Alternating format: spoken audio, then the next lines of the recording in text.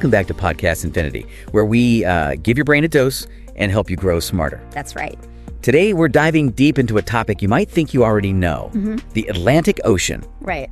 But hold on, we're not charting its currents or exploring its depths today. No. Instead, get ready for a journey through time, technology, and human ambition. Okay. As we uncover how the Atlantic transformed from a mythical barrier to a conquered frontier. Got your sources ready? I do. Great. Yes. Because we've distilled those fascinating facts and stories into a potent knowledge cocktail. Just for you.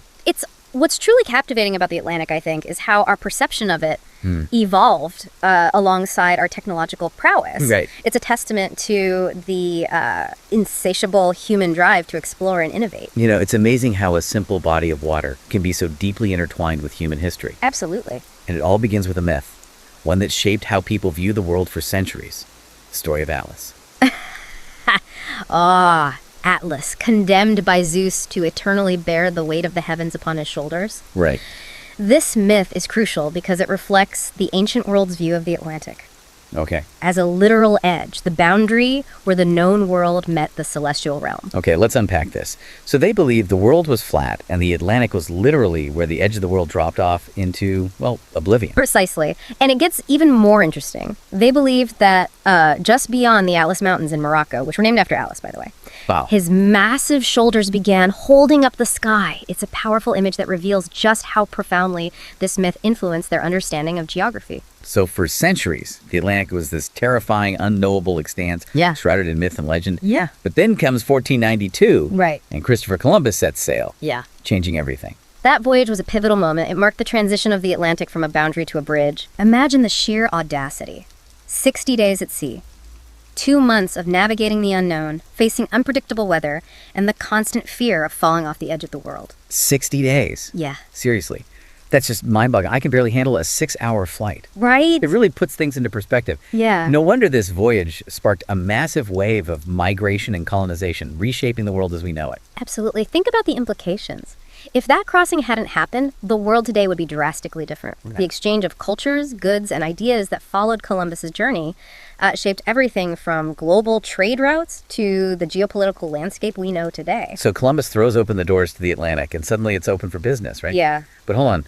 Those early transatlantic voyages were no pleasure cruise, were they? Not at all. We call it the age of sail, but age of snail might be more accurate. Uh-huh. Those ships averaged a measly 2 miles per hour. That's slower than the average walking speed. Wait, seriously? You're telling me I could literally outwalk a ship crossing the Atlantic? You absolutely could. It highlights just how dependent those early voyages were on the whims of wind and weather. Right. A journey could take months, and even then, arrival was never guaranteed. Right. It was a dangerous and unpredictable undertaking.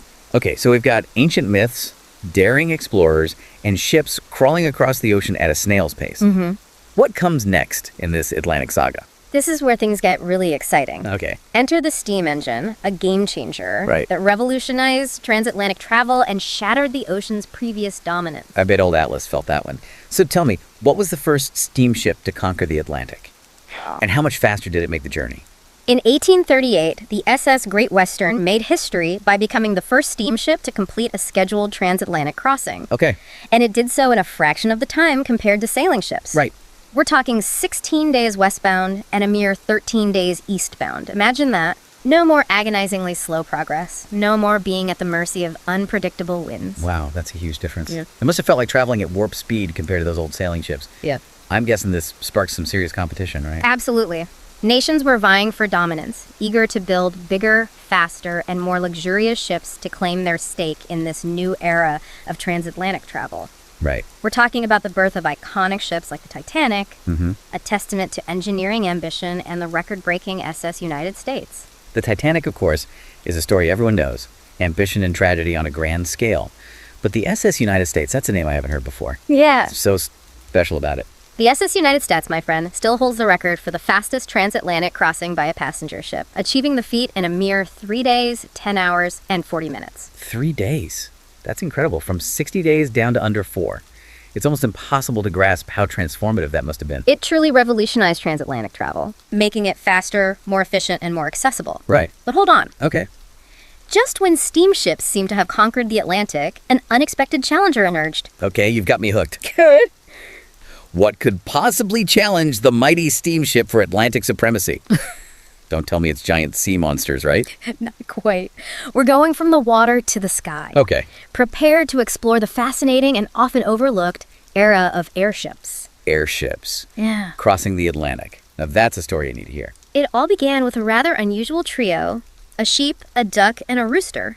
Wait, what? Now this is getting good. Uh-huh. You're going to have to explain this one. Gladly. We need to rewind a bit back to the 18th century and the Montgolfier brothers. Okay. French pioneers who were experimenting with hot air balloons. Right. One of their earliest flights involved sending those three unlikely passengers up, and away. A sheep, a duck, and a rooster walk into a hot air balloon. Sounds like the setup for a joke. It does, doesn't it? Yeah. But this was a serious experiment. They wanted to observe how living beings would react to being airborne before risking human lives. Okay, that makes sense. So did our feathered and woolly friends survive the trip? They did. Okay, good. The flight lasted over 8 minutes. Wow. Covered 2 miles. Okay. And reached an altitude of 1,500 feet. It was a groundbreaking moment, paving the way for human flight. But while those early hot air balloons were a remarkable achievement, they lacked control and propulsion. Right. Imagine a fancy balcony drifting through the sky at the mercy of the wind.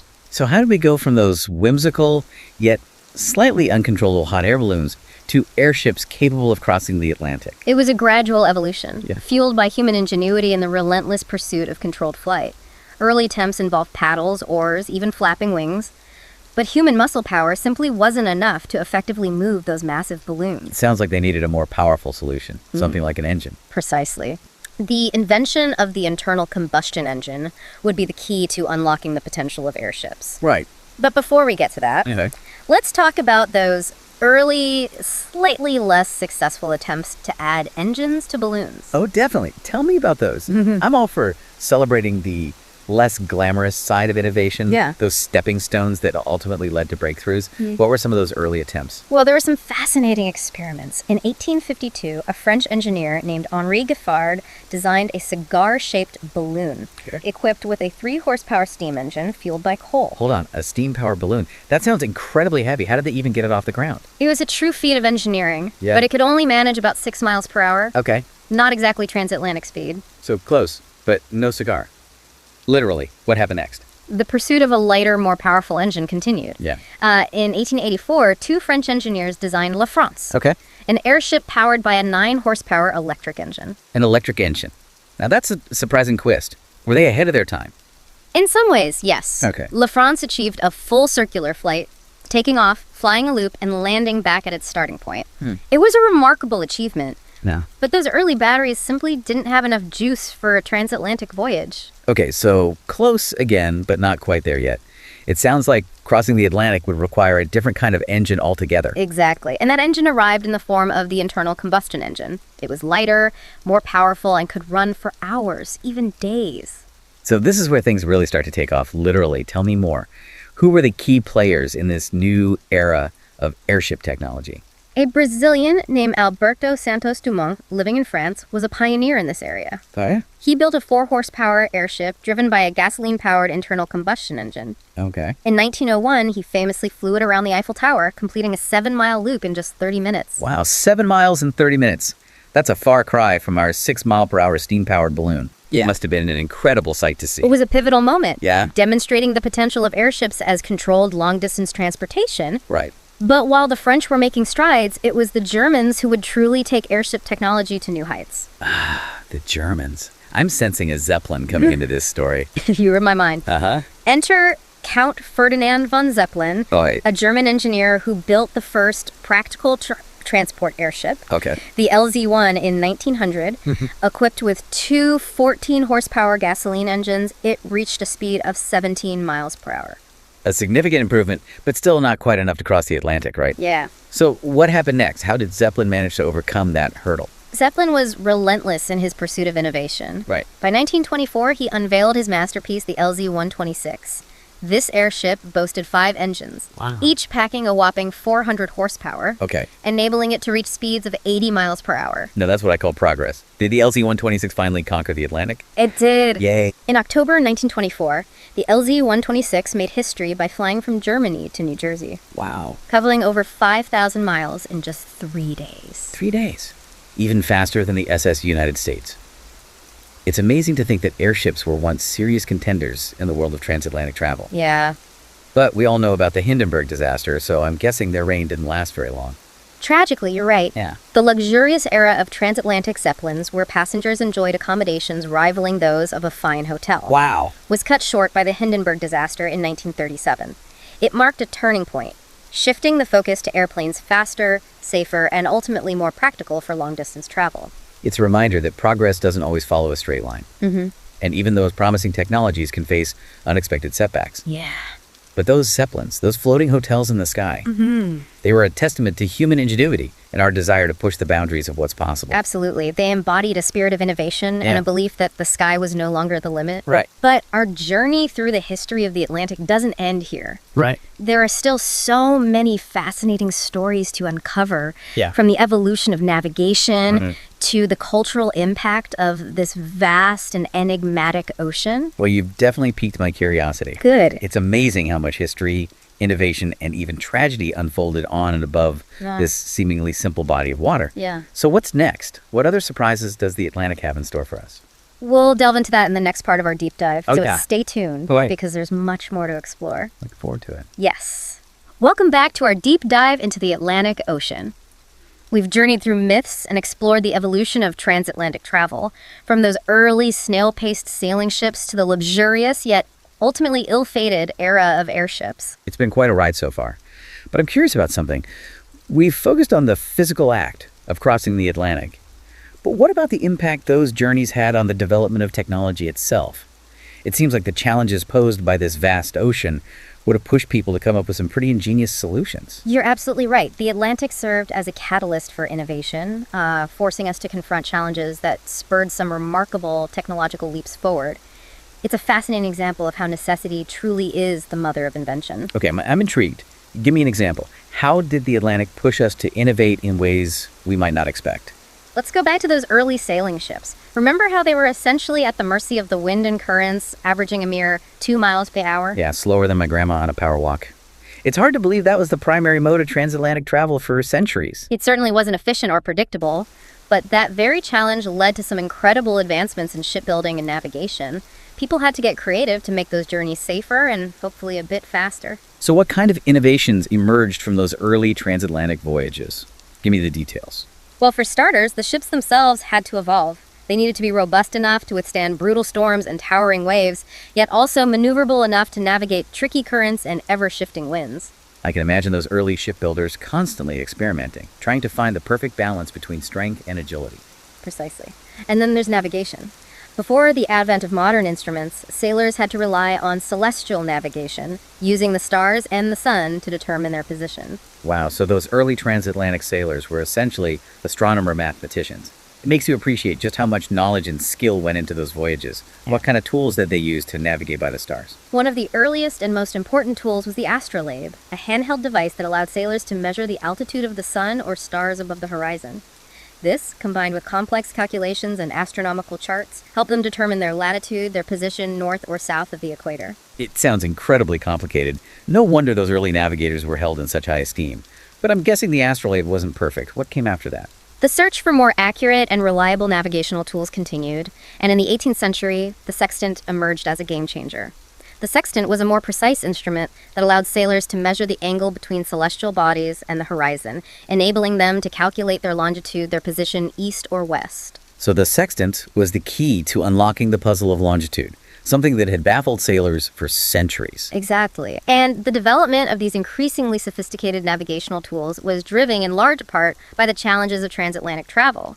The vastness and unpredictability of the Atlantic forced people to push the boundaries of what they knew and how they thought about navigation. It's fascinating how the Atlantic wasn't just a physical challenge, but an intellectual one as well. It spurred advancements in astronomy, mathematics, and engineering, all in the pursuit of conquering this vast ocean. Precisely.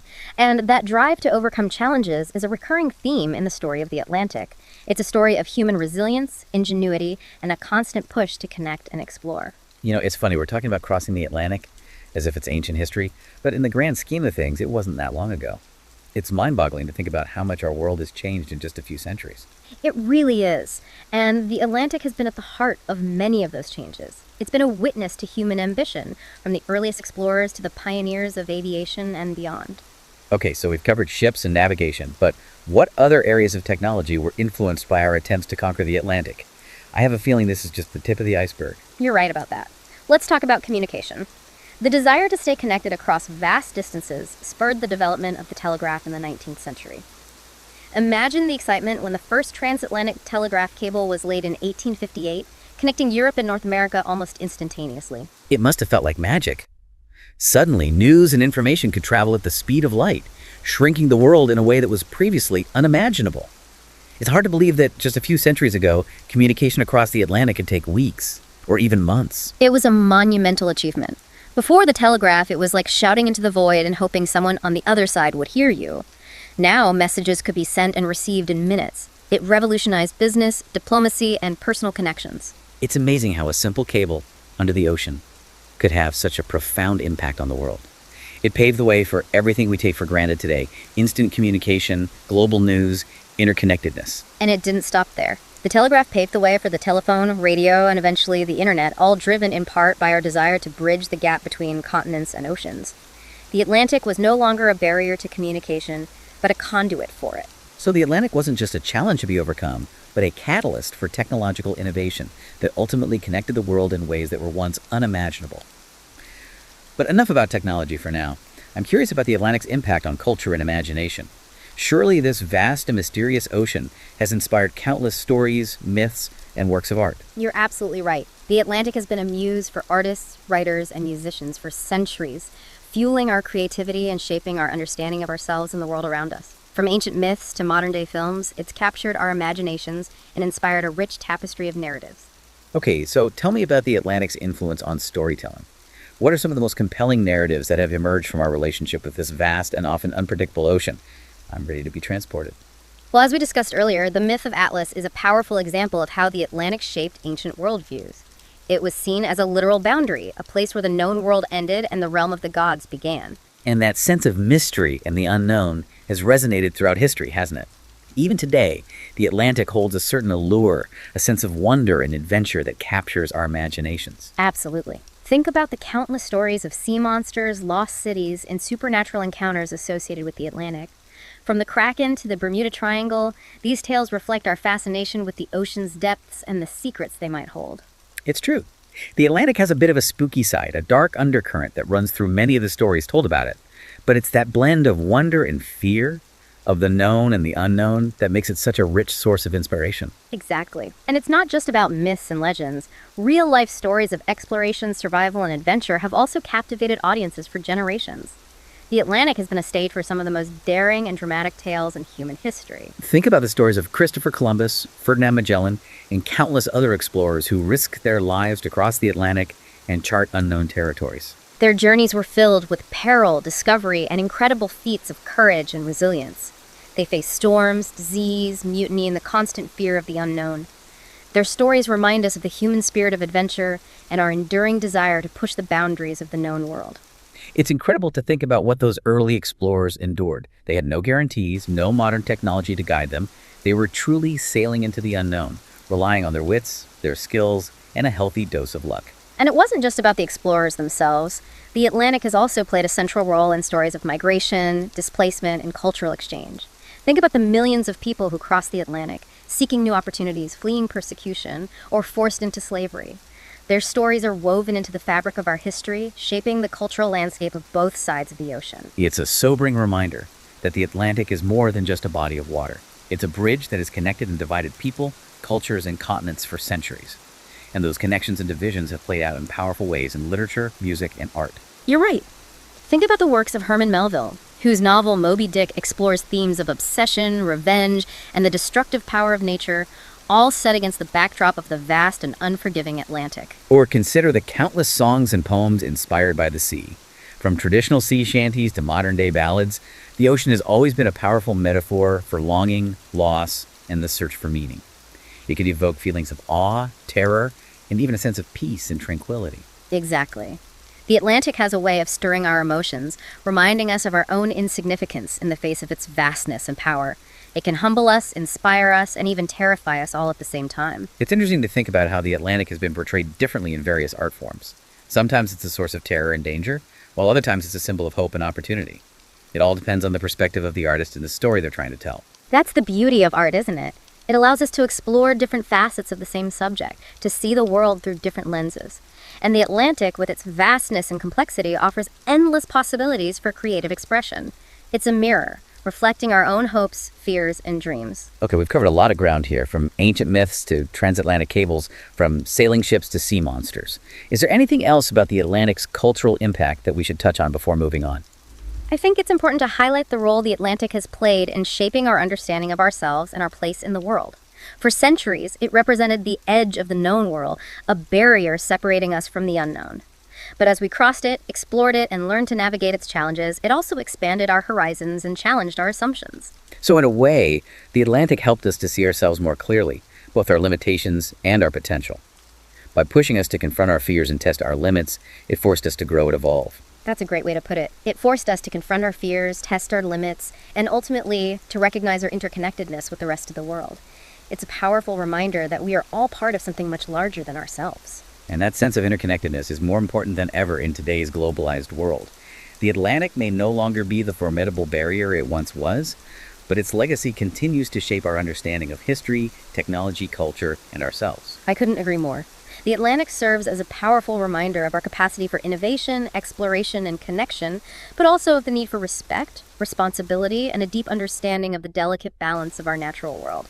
We've conquered its challenges, harnessed its power, and drawn inspiration from its depths. Now it's our responsibility to ensure its future. Well said. And on that thought-provoking note, I think it's time to wrap up this part of our deep dive. But don't go anywhere, because we've got even more fascinating insights to share in the final part of our Atlantic adventure. Welcome back to the final part of our deep dives into the Atlantic Ocean. We've covered a lot of ground, from ancient myths and daring explorers to groundbreaking technologies and the cultural impact of this vast and enigmatic body of water. It's been quite a journey, hasn't it? We've seen how the Atlantic has shaped human history, spurred innovation, and inspired countless stories and works of art. It's amazing to think about how much this seemingly simple body of water has influenced our world. But before we wrap things up, I'd like to shift our focus to the future. We've talked a lot about the past, but what about the challenges and opportunities that lie ahead for the Atlantic? What does the future hold for this vital part of our planet? That's a crucial question, and it brings us to one of the most pressing issues facing not only the Atlantic, but the entire world today, climate change. Ah, yes, the elephant in the room. Or perhaps we should say the whale in the ocean. It's hard to talk about the future of our planet without acknowledging the impact of climate change. But how is it specifically affecting the Atlantic? The Atlantic is being affected in a multitude of ways. Rising sea levels, ocean acidification, and shifting currents are all having a profound impact on marine ecosystems and coastal communities. It sounds like a recipe for disaster. Can you break down some of those impacts for us? What are the specific consequences of these climate-related changes? Let's start with rising sea levels. As global temperatures increase, glaciers and ice sheets melt, adding more water to the ocean. This in turn leads to higher sea levels, which threaten to inundate coastal cities, erode shorelines, and displace entire populations. It's a threat that's already being felt around the world. We're seeing more frequent and intense coastal flooding, and some low-lying island nations are literally facing the prospect of disappearing beneath the waves. Exactly. And the Atlantic coastline is particularly vulnerable, with major cities like New York, Miami, Boston, and even London at risk. The potential economic and social consequences are staggering. It's a sobering thought. What about ocean acidification? How is that impacting the Atlantic and its inhabitants? As the ocean absorbs more carbon dioxide from the atmosphere, it becomes more acidic. This acidification makes it harder for marine organisms like corals, shellfish, and plankton to build their shells and skeletons. This can disrupt entire food webs and ecosystems with cascading effects that ripple throughout the ocean. So it's not just a problem for the creatures living in the ocean, it's a problem for us too, right? We rely on a healthy ocean for food, tourism, and even the air we breathe. The health of the ocean is inextricably linked to our own well-being. Absolutely. And as the Atlantic continues to acidify, it's likely to have far-reaching consequences for both marine life and human societies. We're already seeing the impacts on fisheries and coral reefs, and the situation is only going to worsen if we don't take action. And then there are the shifting currents. I've heard about how climate change is disrupting the Gulf Stream, which plays a major role in regulating temperatures in Europe. How serious of a concern is that? It's a significant concern. The Gulf Stream is a powerful current that carries warm water from the tropics northward, helping to keep Europe much warmer than it would otherwise be. However, as the planet warms and glaciers melt, the influx of fresh water is disrupting the delicate balance of the Gulf Stream. It's weakening and becoming less salty, which could have a significant impact on weather patterns and ecosystems across the globe. So Europe could potentially face colder winters and more extreme weather events if the Gulf Stream continues to weaken. But you said the impacts could be felt globally. That's right. The Gulf Stream is part of a complex system of interconnected currents that helps to regulate global climate. Changes in one part of the system can have cascading effects in other parts of the world. We're already seeing evidence of this, with shifts in weather patterns, increased storm intensity, and changes in precipitation in various regions. It all sounds pretty dire. Is there any hope for the Atlantic in the face of these climate-related challenges? It's easy to feel overwhelmed and helpless when confronted with the scale of the problem. I understand that feeling. The situation is certainly serious, but it's not hopeless. There are many things we can do, both individually and collectively, to mitigate climate change and protect the health of the Atlantic. Okay, so let's talk solutions. Give me a dose of optimism. What are some of the most promising strategies for addressing these challenges? One of the most crucial steps is reducing greenhouse gas emissions. This involves transitioning to renewable energy sources like solar, wind, and geothermal, improving energy efficiency, and investing in sustainable transportation systems. Those are all things we've been hearing about for years, but it often feels like the pace of change is frustratingly slow. I agree. There's a sense of urgency that's often lacking in our collective response to this crisis, but there are also encouraging signs. Many countries and cities are setting ambitious targets for reducing emissions, and there's a growing movement of individuals, businesses, and organizations demanding action. That's good to hear. What about protecting the ocean itself? What steps can we take to mitigate the impacts of climate change on the Atlantic and its ecosystems? There are a number of strategies. Establishing marine protected areas can help safeguard critical habitats and ecosystems from human activities like overfishing and pollution.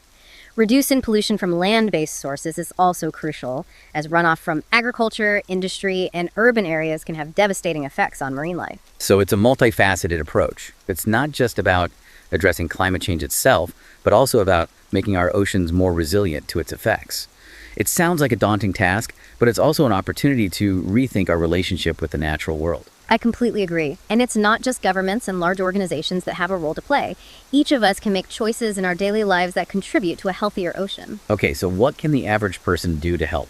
Give me some actionable steps that our listeners can take to make a difference. There are many things you can do. Simple things like reducing your carbon footprint by walking, biking, or taking public transportation whenever possible can make a difference. You can also choose sustainable seafood options, avoid single-use plastics, and support organizations working to protect the ocean. Those are all great tips. It's a reminder that even small actions, when multiplied by millions of people, can have a significant impact. Exactly. The future of the Atlantic, and indeed the future of our planet, depends on collective action. Every effort we make, no matter how small it may seem, contributes to a healthier ocean for ourselves and future generations. Well said. As we conclude this deep dive into the Atlantic Ocean, let's carry with us a sense of awe for this incredible body of water and a renewed commitment to its future. Let's all strive to be responsible stewards of this magnificent ocean, ensuring its health and vitality for generations to come. I wholeheartedly agree. The Atlantic has been a constant throughout human history, a source of wonder, a catalyst for innovation, and a bridge connecting continents and cultures. It's up to us to protect it, to ensure that its story continues to unfold for centuries to come. Yeah. Well, I think that's a perfect note to end on. From its mythical beginnings to the challenges it faces today, the Atlantic Ocean continues to captivate our imaginations and shape our world. Let's all do our part to ensure that its future is as bright and inspiring as its past. This is Podcast Infinity signing off.